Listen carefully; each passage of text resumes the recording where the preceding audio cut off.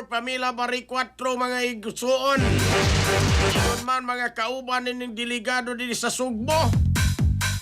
Buadto sa Japan kay butan-aw sa care show. Mong tuyo daw kuno niini aron mapalambo pa ang medical services sa Sugbo ug sa nasod. Sa anonymous nasod, Mr. Madam Gobernador. Duda ko anida may plano ni nasod. Kaya apil naman maigala siya palambuan ang medical service sa nasod. Hindi lang sa Sugbo mga katropa. Atong sayro nagdetalye ni ini mong balita. Pinagi sa pagpamati ni katropa Grigi Magdadaro. Live report. Yes, isip pagpakita karon sa ilang tinguha nga maayo og ingon man mo improbar ang kining serbisyong medikal, partikular na sa healthcare service diri mismo sa probinsya Sugbo.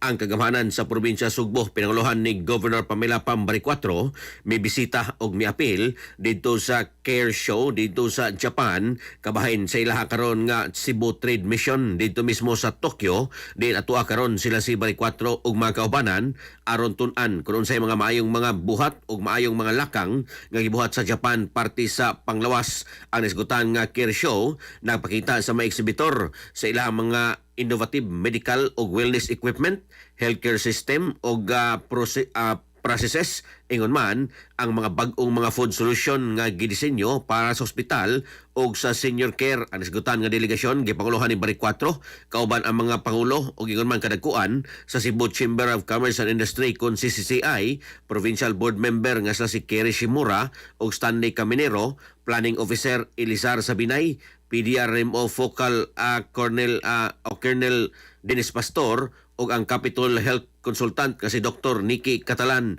Ang nasgutan nga kalihukan gitambong usab ni Kongresista San Simura o guban pa mga delegado nga nagrepresentar sa Dakbayan Sugbo o Dakbayan sa Lapu-Lapu. Di napakita kini nga ang kinabag-an gyud sa atong mga Subuanon ang atua karon sa Japan aron makat-on sa isgutan nga nasod. Ang isgutan nga paglarga ni Bari 4 og sa iyang delegasyon giorganisar sa Cebu Chamber of Commerce and Industry o ingon man ang kining Tokyo Trade Mission.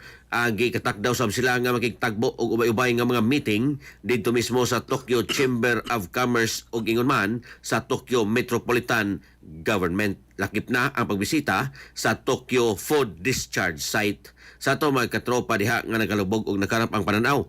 Inom kanunay og Vision X Plus of Gel Capsule gumikan kay kini kompleto sa mga phytonutrients nga mopektar sa itong mga mata. Ano na kini lutein, beta-carotene, vitamin E og zeaxanthin.